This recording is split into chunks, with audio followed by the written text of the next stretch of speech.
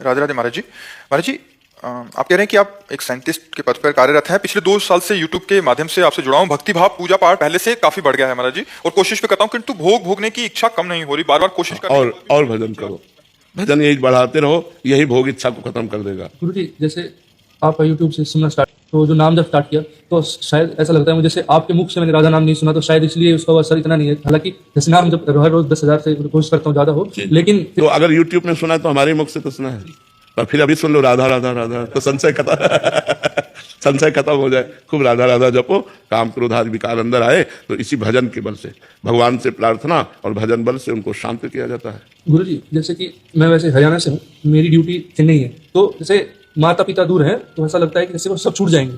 और अभी भजन वहाँ पे क्या है कि साउथ में थोड़ा मांस मछली थोड़ा ज्यादा है, वहाँ पे भजन करने में बहुत दिक्कतें भी आती हैं, तो उसको कैसे साथ में किया जाए? लंका में भजन हो सकता है तो चेन्नई में तो हो ही सकता है। विभीषण जी ने लंका में भजन किया कि नहीं?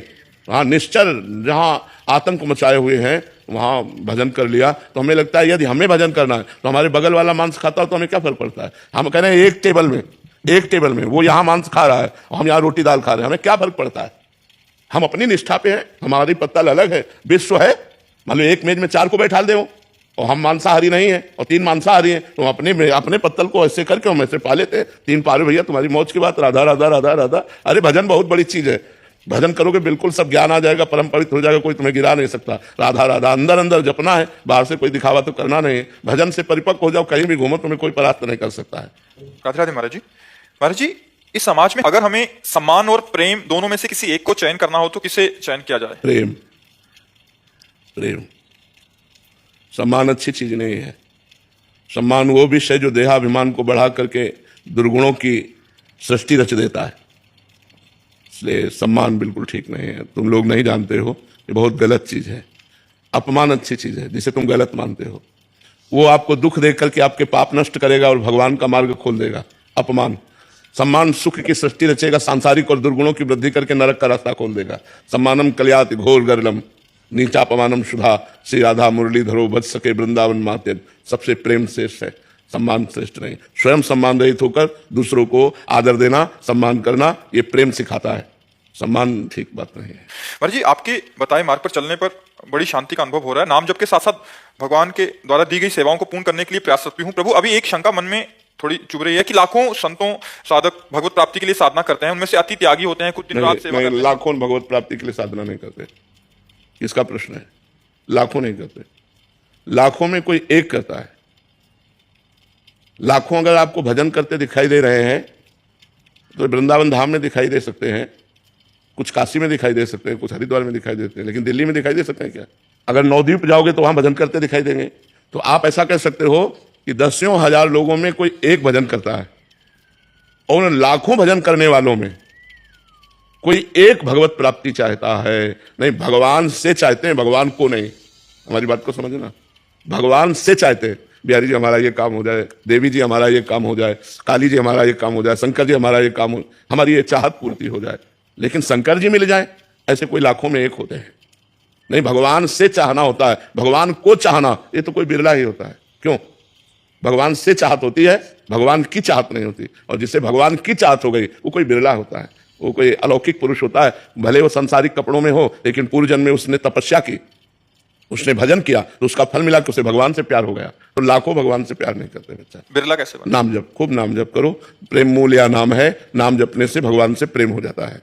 भगवान की भोग सामग्रियों से वैराग्य होने लगता है और भगवान से प्रेम हो जाता है।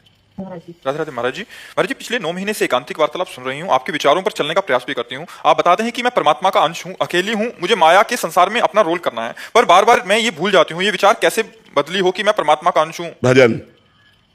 बिना भजन के हृदय इतना धैर्यवान और परिपक्व नहीं होगा कि आपको कोई प्यार कर रहा है उस समय आप अंदर चिंतन कर रहे हो नहीं ये झूठा है, सत्य तो भगवान है। ये प्यार स्वार्थ का खेल है, नहीं, यह सत्य है। आप अच्छा पदार्थ पा रहे हो, आप सोच रहे नहीं ये झूठा है, ये स्वादिष्ट नहीं है। स्वाद तो भगवान के नाम में है, सच्चिदानंद भगवान में। ये ज्ञान जब स्फुरित होगा तब होगा, नहीं तो एक एक चीज आसक्ति पैदा कर देती है। अगर आपको टमाटर प्रिय है तो बिना टमाटर की सब्जी अच्छी नहीं लगेगी। छोटी छोटी वस्तुएं अपनी आसक्ति रखती हैं, फिर बड़े बड़े भोग तो बहुत। तो हम हर भोग में असंग रहें, इसकी कला हमें भगवान से मिलेगी और वो भजन करने से होगा। खूब नाम जप करो, खूब भजन करो, तो आपका हृदय परिपक्व होगा। ज्ञान से परिपक्व हृदय संसार से विरक्त हो जाता है। विरक्त का मतलब आसक्ति नहीं, लेकिन क्रियाएं वही सब हो रही, लेकिन उसकी आसक्ति कहीं भी नहीं। सच्चा विरक्त यही है जो बर्ताव करते हुए भी आसक्ति रहित रहे। महाराज जी आपने कुछ दिन पहले कहा था कि केली कुंज के संत जनों को हम मोही ना बनाकर हमारे जैसा बनाएंगे। ये संत जन तो आपके पास हैं, वो आपकी आज्ञा में रहकर आपके जैसा अर्थात केवल श्री जी के से ही मतलब रखते हैं। पर महाराज जी हम जैसे संसार में रह रहे हैं उस समय महाराज जी अपने आप आज्ञा का पालन करो, आपको हो जाएगा। देखो इन्होंने अपनी माँ को छोड़ा, पिता को छोड़ा, अपनी नौकरी छोड़ी, अपने सुख साधन छोड़े केवल भगवान के लिए। तो अब इनको जो लाभ मिलेगा, इनके जैसा बनने पर ही तो लाभ मिलेगा। अब आप सोचो हम पत्नी भी मिल जाए, बेटा भी मिल जाए, बेटी भी मिल जाए, संपत्ति का भी भोग करें और परम पद में भी पहुंच जाए, तो मुझे लगता है कि महाराज जी ऐसा कुछ दिन तो भाव आता है कि नहीं ऐसा संसार से थोड़ा कुछ अलग, तो सबसे हटके संसार में रहते हुए। पर महाराज जी वो कुछ समय के लिए होता है, फिर वापस चला जाता है, पता नहीं कहाँ। हाँ, नाम जप करो, अभी नाम जप करो, तुम नाम जप करो। नाम जप करते हुए गृहस्थ में रहते हुए भी भगवत प्राप्ति हो जाती है। नाम जप करो खूब, स्थायी कैसे हो जाए? नाम जप करो, नाम जब से नाम सब कुछ हो जाएगा। नाम जप से हम ऐसे नहीं बोलते, बचपन से भगवान के मार्ग में लगे हैं, हम ऐसे नहीं नाम जप बोल रहे हैं। इनको तो कुछ और समझ में नहीं आता, नाम जप करो, नाम जप करो, क्योंकि हम करके देखा है। अष्टांग योग, सांख्य योग, भक्ति योग, कर्म योग, इन सब योगों का जहां तक भगवान ने ज्ञान दिया उनको करके देखा है। इसके बाद बोल रहे हैं कि राधा राधा जपो। ऐसे थोड़ी बोल रहे हैं कि इनको और कुछ समझ में नहीं आता बस बोल दिए कि राधा राधा जपो। जपो, जप कर देखो, तभी मंगल होगा, बिना भजन के मंगल नहीं। नाम जप में भी महाराज जी कुछ दिन तो आनंद आता है, कुछ दिन आनंद आए या ना आए, हमें जप करना है, हठ पूर्वक करना है। तो आनंद समुद्र में गिर जाओगे, डूब जाओगे। आनंद की तो बात जाने दो, आनंद समुद्र में डूब जाओगे। सुमिर पवन सुत पावन नामू, अपने बस करी राखे रामू। भगवान को अधीन कर लिया नाम जापक ने, तो नाम जप करते रहो। महाराज जी मानव में मूर्ख कौन सी बिठाए नाम जप करते? नाम की ही, राम जप रहे हो तो राम ही लिखो, राम का ही ध्यान करो तो वही राम प्रकट हो जाएंगे। पहले नाम का ध्यान करो। महाराज जी, जैसे नाम जप करते हुए एकांतिक वार्तालाप, जैसे आपका एकांतिक वार्तालाप यूट्यूब पे चला के सुनते रहो, ये दूसरा नंबर बात है, पहला नंबर बात नहीं। पहला नंबर बात है जब नाम जप करो तो नाम सुनो, नाम देखो, नाम में ही डूबो। जब ऐसा मन नहीं कर रहा तो एकांतिक चला लो, फिर नाम जप करते रहे। दूसरे नंबर की बात, पहले नंबर में तो नहीं। राधे राधे महाराज जी, दंडवत प्रणाम, हरे कृष्णा। महाराज जी 10 नाम अपराध से कैसे बचें? हम नहीं चाहते कि नाम अपराध में हम फंसे, बट फिर भी फंस जाते हैं महाराज जी। नहीं, हम नहीं चाहते तो हम कैसे फंसेंगे? हम नहीं चाहते तो कैसे फंसेंगे? पहली बात है कि हमें संतों की निंदा नहीं करनी, तो नहीं करनी। हम क्यों करें? अगर कोई संत निंदा करे तो राधा राधा राधा, बच गए हम पहले अपराध से। हमें वेद शास्त्र पुराणों की निंदा नहीं सुननी, निंदा नहीं करनी, नहीं। हमें भगवान शंकर और हरि में भेद नहीं मानना। वही एक ही परम तत्व है, वही हरि है, वही शंकर है, वही सब है। हमें जो नाम महिमा सुनने को मिली उसमें प्रीति करना है। हमें नाम के बल से पाप नहीं करना है। जो उसमें नामापराध में लिखा है वो तो बिल्कुल सहज है, जो नहीं करना वो नहीं करना है। अगर भूल चूक से हो जाता है तो वही नाम कीर्तन करने से नष्ट हो जाता है। तो हमें जानबूझकर नामापराध नहीं करना। यदि हो जाए तो उसी नाम से उस अपराध का भी नाश हो जाता है। जो नाम जप करो उसी नाम का कीर्तन करो, सारे अपराध नष्ट हो जाएंगे। समझ पा रहे हो? महाराज जी कोई आकर कह देता है, हम नहीं अपना अपमान करना चाहते हैं, लेकिन कोई आकर कह देता है तो कोई बात दिल में जाकर बैठ जाता है। अभी नाम जब सही ढंग से नहीं हुआ, दिल में नाम नहीं बैठा, इसलिए बैठ जाती है। नहीं तो ऐसे हंस के टाल दोगे, आगे बढ़ जाओगे, नाम न छूटे। ये जब प्रीति हो जाएगी तो बड़ी से बड़ी गाली सुन करके भी आप गाली नहीं दोगे। क्यों? हमारा नाम छूट जाएगा। राधा राधा राधा, वो चल दिए। भजन करने वाले को अपना भजन बचाना है, ना कि लड़ झगड़ कर निंदा स्तुति अपमान करके भजन खोना है। वर्तमान का भजन खो दो, पूर्व का किया हुआ भजन ढक जाएगा। यदि अपराध बन गया तो भजन में फिर रुचि नहीं रह जाएगी। महाराज जी जब गुरु कृपा हमें सिखाती है कि सब कुछ वही परमात्मा है, सब गोविंद है, सब गोविंद बिन नहीं कोई, और हम जानते भी हैं कि हर जगह वही है, एक वाहेगुरु ही व्याप्तमान है, फिर भी मन कभी कभी अशांत हो जाता है। हर सांस में मन को समर्पित और बनाए रखने के लिए इस भाव में क्या करना चाहिए महाराज? नाम, नाम। इस भव समुद्र से, संशय समुद्र से, अज्ञान समुद्र से पार होने के लिए सुदृढ़ नौका है नाम। नानक नाम जहाज है, चढ़े सूतरे पार। जो नाम रूपी जहाज पे चढ़ गया वो भव समुद्र से पार हो गया। वो भ्रम से, अज्ञान से, अविद्या से निवृत्त हो गया। हर समय, हर श्वास में नाम जप करो, देखो सब आनंद अनुभव में आ जाएगा। सब जगह परमात्मा ये अनुभव में आ जाएगा। अभी अनुभव में नहीं आया, अभी अनुभव में स्त्री है, पुरुष है, जड़ है, चैतन्य है, बुरा है, भला है, ऐसा समझ में आता है। अनुभव में जब परमात्मा आने लगे, जैसे हमें पुरुष दिखाई दे रहा तो हमें भगवान दिखाई दे, हमें परमात्मा दिखाई दे, ऐसी हमारी दृष्टि बदले, हमारे ज्ञान चक्षु प्रकट हो। इसके लिए हमें साधना करनी पड़ेगी। संयम पूर्वक पवित्र आचरण, पवित्र भोजन, पवित्र विचार, निरंतर नाम जप और वाणी, गुरुवाणी का स्वाध्याय, तब गुरुजनों की कृपा से ये अनुभव में आता है। फिर तो किसी भी परिस्थिति में अनुभव नहीं जाता है। गला काट रहे हैं फिर भी वो वाहे गुरु प्रसन्न है, प्रसन्न मुद्रा में शरीर छोड़ रहे हैं, आग में तपाए जा रहे हैं, क्या क्या कष्ट दिया गया गुरुजनों को, लेकिन कह रहे तेरा किया मीठा लागे। अभी अनुकूलता तो मीठा लगेगी, लेकिन प्रतिकूलता और यहां तक मतलब जान लेने की प्रतिकूलता, प्राणों पर बनावे फिर बोले तेरा किया मीठा लागे, ये बात है। ये बात बिना भजन के नहीं आएगी। खूब नाम जप करो, साधु संग करो, साधु संग करो, नाम जप करो, पवित्र भोजन करो और पवित्र आचरण रखो, तब धीरे धीरे धीरे धीरे हृदय पवित्र हो, ज्ञान चक्षु प्रकट हो, तब हमें सर्वत्र वासुदेव दिखाई जाए।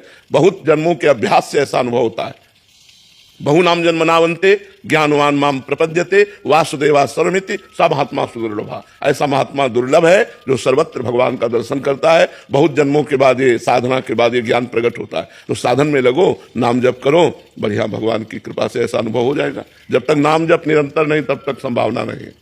महाराज जी, आप संत भगवान का प्रश्न है महाराज जी। महाराज जी, आप कह रहे हैं कि तीन देह से परे होकर हम भक्ति करना चाहते हैं, तो तीन देह से परे कैसे हो सकते हैं महाराज? तीन देह से परे होकर भक्ति होती ही नहीं है। तीन देह से परे होकर भक्ति होती नहीं, तीनों देहों का समर्पण करने से भक्ति होती है। परे शब्द ज्ञान के अंतर्गत है, भक्ति के अंतर्गत नहीं है। तीनों देह को भगवान में समर्पित कर देना है। स्थूल देह को भगवान की सेवा में, गुरु हो या भगवान उनकी परिचर्या में, सूक्ष्म देह को उनके चिंतन में, और स्वभाव भजन कथा सत्संग नाम कीर्तन ये सुनने का। तो स्वभाव है कारण देह, और सूक्ष्म शरीर अंतःकरण से समस्त इंद्रियां और स्थूल देह, ये तीनों भगवान में समर्पित हो गए तो भक्ति अपने आप से होने लगेगी। जो आपा है, जो आत्मा है, ये अनुभव करेगी भाव के अनुसार। अगर आपका भाव दास्य भाव है, सख्य भाव है, वात्सल्य भाव है, गोपी भाव है, सहचरी भाव है, जो भाव है उसी भाव का आपको अनुभव होने लगेगा कि मैं वही हूं। स्थूल देह, सूक्ष्म देह, कारण देह से परे है भाव देह। जो यातना देह और देव देह, इस देहों से भी परे है भाव देह। उस भाव देह की प्राप्ति स्वयं को होती है, और स्वयं से फिर ठाकुर जी की दिव्य परिचर्या होती है। जैसे नारायण का उपासक है तो भगवान वैकुंठ बिहारी के वैकुंठ धाम में भगवत स्वरूप होकर वहां प्रवेश पाता है, तो वही आत्मस्वरूप ही तो भगवत स्वरूप होता है। लेकिन तीनों देहों का त्याग करके चिंतन रहित होकर अपने स्वरूप में स्थित होना, यह ज्ञान का मार्ग है। भक्ति का मार्ग तीनों देहों को सेवा में समर्पित करके अपने को भाव रूप से देखना, ये भक्ति का मार्ग है। समझ पा रहे हैं आप? इसमें कोई तर्क? महाराज जी, हमें कैसे पता चले कि हमारी भक्ति आत्मा रूपी है? मतलब जब स्वयं को पुरुष या स्त्री भाव में ना देखा जाए, वनिता पुरुष भाव मिट जाए। जब जैसे हम सो के उठते हैं तो हमें ध्यान नहीं करना पड़ता कि मैं पुरुष हूं कि स्त्री हूं। जब ये भाव मिट जाए और सोते जागते उठते बैठते चलते फिरते जो भाव देह है उसमें स्थिति ऐसी रहे जैसे स्थूल देह में, तब समझ लीजिए कि मैं आत्मस्वरूप में स्थित हो गया हूं। जैसे अभी हर समय ना स्मरण करने पर भी शरीर की स्मृति रहती है, ऐसे ही ना स्मरण करने पर भी स्वयं की स्मृति रहे। ये तो समझाना नहीं पड़ेगा कि मैं स्थूल नहीं, मैं सूक्ष्म नहीं, मैं कारण नहीं। वो स्वाभाविक स्थिति आ जाएगी, पर उसके लिए बहुत भजन चाहिए। संसार का पूरा विस्मरण, संसार का पूरा विस्मरण, जैसे गाढ़ निद्रा में संसार का विस्मरण हो जाता है, ऐसे जागृत अवस्था में संसार का विस्मरण। ये कह रहे हैं अभी भजन में बैठते हैं तो भगवत में वृत्ति होती है, बट जैसे उठते हैं तो जगत में क्रियामान। हाँ, बस वही तो ध्यान रखना है कि जैसे हमारी स्थिति समाज में, वैसी स्थिति व्यवहार में। क्योंकि हर समय समाज में नहीं रह सकते, हर समय हम एकांत आसन में नहीं बैठ सकते, तो हमें व्यवहार में उतरना पड़ेगा। तो व्यवहार में भी हमारी वही स्थिति होनी चाहिए। इसका मतलब अभी साधना में गाढ़ नशा नहीं आ रहा। नहीं, गाढ़ नशा आएगा तो उसी नशे में युक्त होकर के व्यवहार होगा। आप और तन्मयता धारण कीजिए, तन्मयाहा, भगवान में तन्मयाहा, वही गाढ़ नशा। जैसे आप 4 घंटे मंत्र चलाइए तो आधा घंटे आपको चलाना नहीं पड़ेगा। व्यवहार में एकदम फ्री होकर के लग जाइए तो आधा घंटे अपने आप चलेगा, क्योंकि 4 घंटे से अभ्यास कर रहे हैं। ऐसे यदि 4 घंटे हम गाढ़ स्थिति में हैं तो घंटा आध घंटा तो हमारी ऐसे ही गाढ़ नशा चढ़ा रहेगा, वही स्थिति का। उसी में व्यवहार निपट गया, फिर तुरंत अपने को संभाला। हमारी बैटरी जितनी पावरफुल हो चुकी है उतना ही हम व्यवहार करें। छठदम शील विरत बहु कर्मा निरत निरंतर सज्जन धर्मा। बहुत कर्मों से निवृत्त हो, जो व्यवहार के बाहरी कर्म है ज्यादा उनको ना करे, क्योंकि अगर बहुत कर्म करेगा तो फिर कर्म प्रवृत्ति देहाभिमान को पुष्ट कर देती है। तो इसलिए कर्म भागवतिक, चिंतन भागवतिक, स्वभाव भागवतिक, तो स्थिति भागवतिक।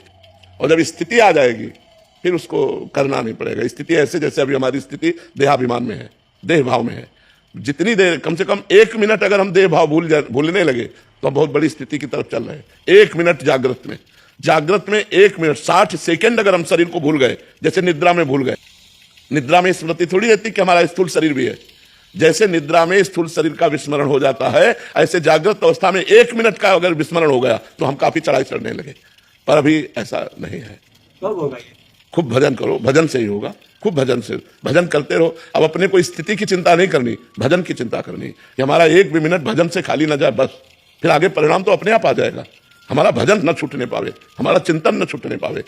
अनन्य चेता सततम यो माम स्मृति नित्य सा तस्याहम सुलभा पार्थ नित्य युक्त से योगिना। मैं उसके लिए सुलभ हो जाता हूँ। जब भगवान सुलभ हो जाते हैं तो भागवती खारी स्थिति सुलभ हो जाती है। तो आप लोगों भगवान में खूब आपने एक प्रवचन में कहा था सर्वेषु साधन वरेषु चिरम निराशा, इसका भाव है कि अगर हम साधन का बल रखेंगे तो स्थूल और सूक्ष्म में अर्जे रहेंगे। साधन का भी बल नहीं रखना, साधन हो रहा है गुरु कृपा से, भगवान की कृपा से, लेकिन हमको इसका बल नहीं रखना। जैसे आज हमारे हाथ काम कर रहे हैं, हम सेवा कर रहे हैं, कल हमारे हाथ काम ना करें, पैरालिसिस हो जाए या टूट जाए, फिर हम तो निराश हो गए कि अब हमारी भगवत प्राप्ति नहीं, मैं हाथ से भगवत प्राप्ति नहीं करनी। हमारी जबान खराब हो जाए, हमारा बोलना बंद हो जाए, हमारी स्मृति चली जाए, ये सब साधन के अंतर्गत है। जो मैं से शरणागत हुआ उसको भगवत प्राप्ति हो जाएगी। मैं में कभी कोई विकार नहीं होता। जो मैं शुद्ध ब्रह्म तत्व है, आत्म तत्व, उसमें कभी विकार नहीं होता, और उसी को भगवान में समर्पित कर दिया। सोहम तवे वास्तिता तो सर्वेषु साधन वरेषु चिरम निराशा। हम इनसे आशा नहीं रखते कि ऐसी स्थिति होगी, भगवान की कृपा से होगी। पर भगवान की कृपा से जब तक शरीर स्वस्थ है, यावत स्वस्थ मिदम कलेवरम यावत च दूरे जरा, तब तक हम साधन पक्ष में लगे हुए हैं। लेकिन परिणाम कृपा से और साधन पक्ष में लगाए हुए हैं। भगवान की कृपा से साधन बन रहा है, जो वो उनकी कृपा से बन रहा है, और हमें भगवत प्राप्ति होगी उनकी कृपा से होगी। तो अहंकार नहीं बीच में आएगा। सर्वेषु साधन वरेषु चिरम निराशा, अहंकार बीच में नहीं। अगर आशा साधन से है तो आप परिक्रमा देते, आपका पैर टूट गया तो आप विचार कीजिए, नाशवान शरीर है, इस पर हम आशा रखें सच्चिदानंद की प्राप्ति के लिए, तो बहुत ही नादानी होगी। क्योंकि ये कभी भी कुछ भी अंग भंग हो सकता है। हमारी साधना अगर इसी के आश्रित है तो भंग हो जाएगी, फिर हम क्या करेंगे? तो हम स्वयं सोहम तवे वास्तिता। अगर हमारा शरीर ठीक है, वाणी ठीक है, तो हम तनवांग मनोभिर अमलई, शरीर से, मन से, वाणी से हम आपकी आराधना कर रहे हैं, साधना कर रहे हैं। और अगर ये सब गए तो मैं आपका हूं, इससे भगवत प्राप्ति हो जाएगी। आश्रय से, आत्मसमर्पण से।